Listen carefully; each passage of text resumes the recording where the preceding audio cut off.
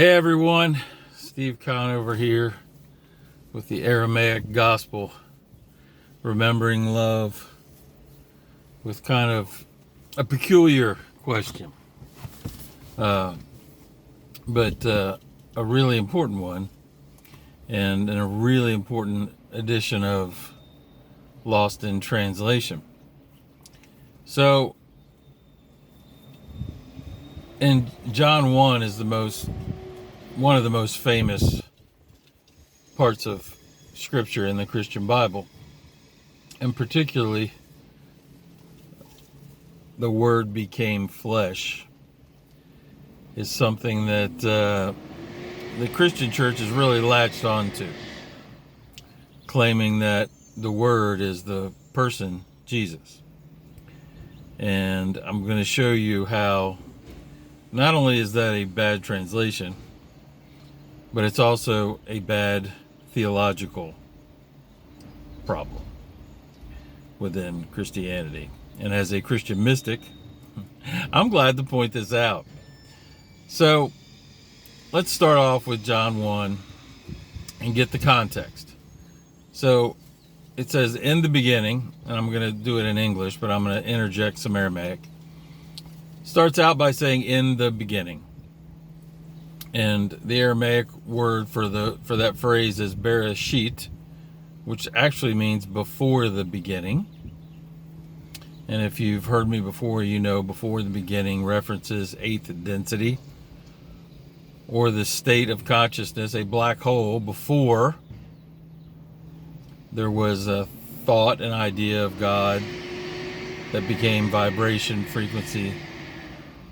And the vibration frequency said, let there be light, and thus the creation of first density in the current octave that we're in. So, John 1, in the beginning was the Word. The Word. Probably the word in the Bible that's the hardest to translate from Aramaic. But the word is milta. Ending in ta or ah sound in Aramaic is important because it's feminine, which is unseen. So the word is unseen, feminine in nature. So in the beginning, the word, which is unseen and feminine in nature, was with God, and the word was God. In the Aramaic for God, Allah. Again, ah, feminine in nature, one and only being. So in the beginning was the Word was with God, the Word was God. And the Word, the unseen Word, feminine nature of God, became, in English, flesh. Here's where the translation has a problem. Flesh it can be flesh. It can be a tree. It can be a hydrogen molecule. It can be a proton, a neutron, an electron. It can be fire, water, air, earth, because it means in Aramaic matter. So the unseen, feminine nature of the one and only being became matter. Then you move on a little bit, and it says something really important. That before this word becoming flesh or matter, no one had ever seen the one and only being, God. But this word made the unseen nature of God known, manifest. The word made the unseen nature of God manifest. Well, I'm about to show you that can't be a person. Because if you go to Romans 1:19 and 20, you'll learn, and many other places, but this is the most succinct scripture which points this out, that says, since the beginning, Bereshit.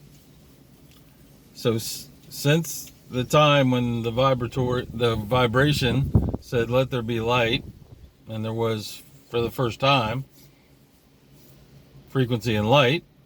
All of us who study quantum physics know that everything is frequency and light. So, since the beginning, the invisible nature of God has been clearly seen, made manifest. In the Greek right there, it even means made manifest, made visible. So, since the beginning, the unseen nature of God, the unseen feminine nature of the one and only being, has been made manifest, made visible since the beginning. Since let there be light. Since matter was created. Well, wait a second. The Word became matter. Right.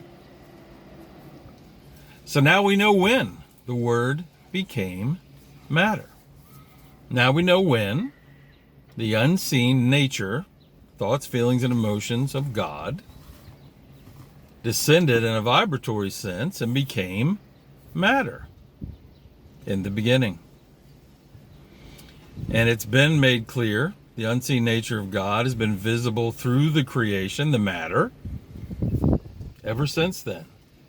So that all men, all of mankind, you and me, are without excuse. We know God. So today's going to be a short one. There's some amazing truths in Scripture, and eventually we will get to why the Greek translation happened in 325 or so AD, and why they turned an Aramaic love story into a Greek tragedy. There's a lot of reasons, some nefarious and some not so nefarious.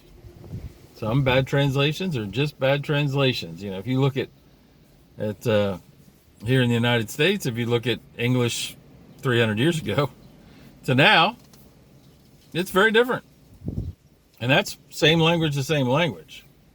So you go from an Aramaic language, which is full of parables and idioms, into a Greek language, which is very cut and dry, you're bound to lose some stuff.